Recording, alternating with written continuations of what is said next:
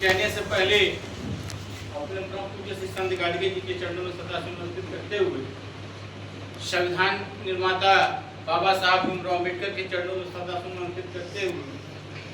जिला धोबी घाट बचाव संघर्ष समिति के संस्थापक स्वर्गीय लक्ष्मण शास्त्री के भी चरणों में सदा समर्पित करते हुए आज जो है रामदेवपुर में जो समाज की बैठक हुई है, ये बैठक खुली बुलवाई। जैसे कि आप लोग जान रहे होंगे कि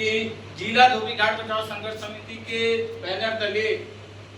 काफी हम लोगों ने संघर्ष किया और संजय जी भी लगातार लगे रहे। अध्यक्ष जी का हमारा आशीर्वाद हमेशा मिलता रहा और इसके एवज में आप लोगों ने देखा होगा कि यहाँ पर लेखपाल, कानून, तहसीलदार, तमाम अधिकारी जो है मौके पर आए और जमीन का भी निरीक्षण किया और निरीक्षण करने के बाद जो लगता है कि अगले माह तक यहाँ पर धोबी घाट के लिए प्रस्ताव का हमारा पूरी तरह से स्वीकृत हो हुई है कि भूमि पूजन की कार्ययोजना शुरू हो जाएगी। और जिस तरह जिला धोबी घाट बचाव संघर्ष समिति अपने अध्याय को इस तरह से मिशन को चलने का काम किया और इस तरह आप लोग जान रहे होंगे कि बनारस की धरती पर पांडेपुर और पूर्णिया तमाम किसी जगह पे धोबी घाट का निर्माण हुआ, रामनगर में हुआ। उसी संगठन के दौरान आपके यहाँ पर भी धोबी घाट का निर्माण होगा। लगभग उसके लिए 50 लाख रुपए का जो है स्वीकृति प्रदान कर दी गई है और हम लोगों को वहां से आश्वासन मिला है अगले माह लास्ट या फिर सितंबर तक, क्योंकि बरसात का मौसम इस समय चल रहा है कि बरसात के मौसम में हाथ तो नहीं लगता है। अब टेंडर की प्रक्रिया भी शुरू होने जा रही है, बहुत ही जल्द यहाँ पर निर्माण होगा। हालांकि मुझे बैठक इसलिए करना था कि जो यहाँ के पार्षद हैं वो नहीं चाहते कि यहाँ पर धोबी घाट बने। आपको खुल के हकीकत बता, क्योंकि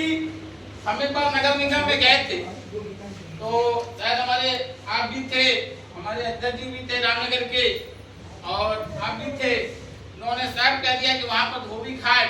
नहीं बनेगा, आप परेशान मत हुई। तो मैं चुपचाप वहाँ से वापस चलाया कि आप जो है इतना मत टूटिए, क्योंकि संगठन आपके साथ है और ये एकदम नर्वस हो चुके थे। फिर उसके उपरांत हम लोगों ने अच्छा प्रयास किया और प्रयास का फल यही आया कि आज हम लोगों को विकास की कड़क दिखाई दे रही।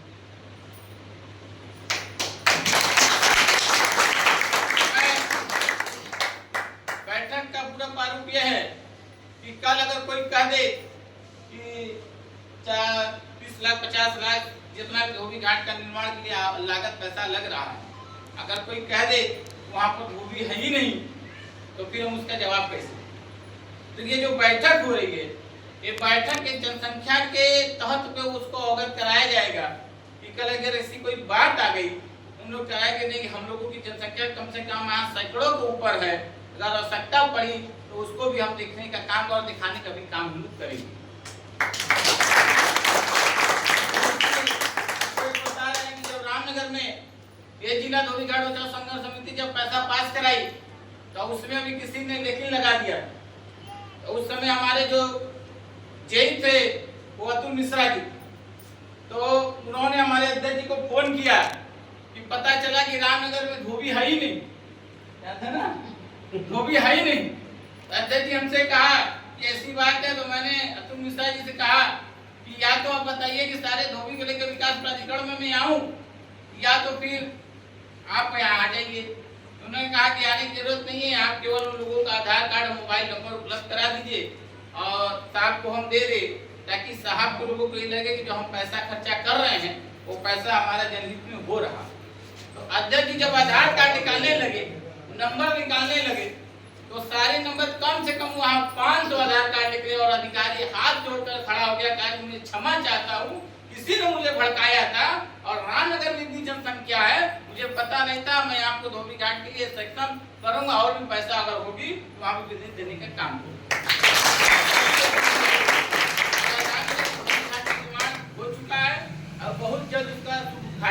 होने जा रहा है। और अगर वहाँ उद्घाटन होगी तो आप मैं चाहूंगा कि रामनगर के लोग जिस तरह जिला धोबी घाट बचाओ समिति को प्यार और मोहब्बत दिए हैं उस तरह आप लोग भी पगड़ी बांधकर वहाँ पर आने का काम करिएगा। और वो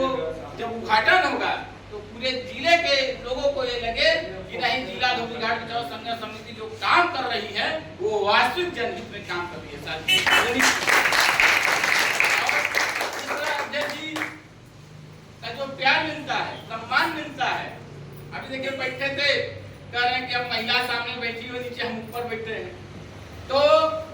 अध्यक्ष जी के जो भाव है एक समान प्रकृति भाव है कि हम ऊपर बैठे और महिलाएं नीचे बैठे, ये शोभा नहीं दे रहा। तो हालांकि अध्यक्ष जी की भावनाओं को मैं कथन कर रहा हूँ, तो छोटी सी जगह होने के कारण अंदर जो है हम लोग बैठ नहीं पाए। तो हालांकि जो महिलाएं शक्ति हैं कि जो महिलाओं शक्ति का जो ताकत मिलता है, साहस मिलता है, जो आशीर्वाद मिलता है, वो समझे कई गुना वो आशीर्वाद जो है सफल होता है। आप लोगों के बीच में मैं तीसरी बार में आ रहा हूँ और मैं ये कहूँगा कि संजय जी ने इतना मेहनत किया है, इतना मेहनत किया है कि